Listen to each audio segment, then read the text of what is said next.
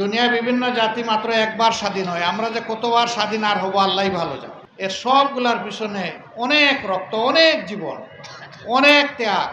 ভালো তৈরি হওয়ার জন্য একটা ভালো আদর্শকে বুকে লালন করতে হয়।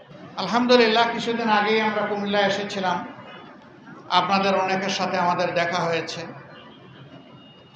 আমাদের দেশ বড় ভালোবাসার একটা দেশ, অনেক রক্তের বিনিময়ে অর্জিত দেশ, বারবার রক্ত দেওয়া দেশ। এ রক্ত দেওয়া যেন আর শেষ হচ্ছে না। দুনিয়ায় বিভিন্ন জাতি মাত্র একবার স্বাধীন হয়, আমরা যে কতবার স্বাধীন আর হবো আল্লাহই ভালো জানে।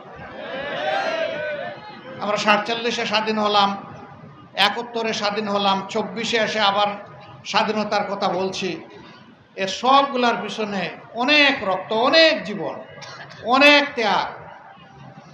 কেন তাহলে জাতি বারবার রাস্তা হারাচ্ছে? এদেশের মানুষ তাদের দেশকে ভালোবাসে। সাধারণ মানুষ তারা রিয়েলি ভালো, কিন্তু সাধারণ মানুষের সাধারণ আবেগকে সস্তা পুঁজি করে যারা ক্ষমতায় যান, তারা বারবার মানুষকে ধোঁকা দেন। তারা ভালো না। এই জায়গাটা ভালো না হওয়া পর্যন্ত দেশ ভালো হবে না। এই ভালো কি হঠাৎ করে আসমান থেকে পড়বে? এই জমিনেই ভালো তৈরি হবে ইনশাআল্লাহ। ভালো তৈরি হওয়ার জন্য একটা ভালো আদর্শকে বুকে লালন করতে হয়। দুনিয়ার সবচেয়ে ভালো আদর্শ কোনটি? আল্লাহর কোরআনের আদর্শ। এর বাইরে কি এর চেয়ে ভালো কোনো আদর্শ আপনাদের জানা মতো আছে? আমারও জানা নাই। এটি কার বিধান? আমাদেরকে কে পয়দা করেছেন? আসমান, জমিন এবং তামাম সৃষ্টি কার হাতে? আল্লাহর হাতে। তার চাইতে কেউ তার সৃষ্টিকে ভালোবাসতে পারে? সেই ভালোবাসার সত্তা, মহান সত্তা আল্লাহ রাব্বুল আলামিন, তিনি তার মাখলুক, শ্রেষ্ঠ মাখলুক মানুষের জন্য ভালোবেসে এই বিধানটা দিয়েছেন।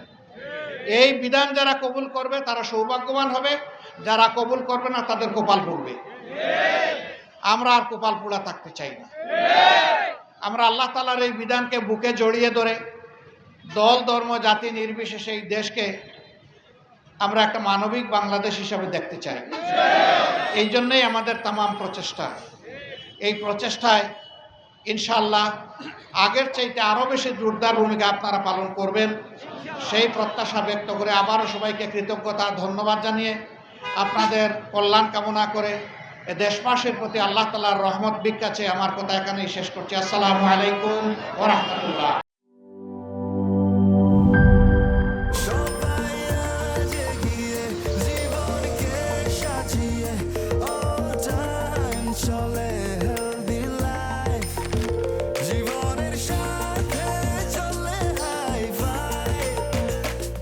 চলার পথে স্বাস্থ্যকর all time honeycomb, all time healthy life.